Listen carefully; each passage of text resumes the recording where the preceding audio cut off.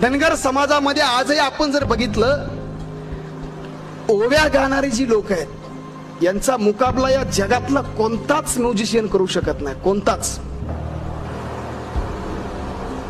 अरिजित सिंग घ्या, आता हे जे सगळे आहेत ना, यांना पुढच्या वेळेस याच विचारपीठावर उभा करा, पलीकडे त्यांना आणि पट्टण कडोलीतला एकच ओव्या गाणारा धनगराचा माणूस इकडे बसवा.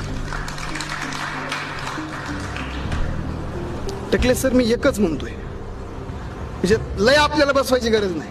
ही जी गाणं म्हणेल त्याला ते आपले माणूस सहज म्हणेल एका मिनिटात. काय त्याला ह्यानं जे आपलं जे म्हणेल त्यातलं एक तरी कडू ह्यांना जमतं. कोल्हापूर जिल्ह्याला हातकणंगले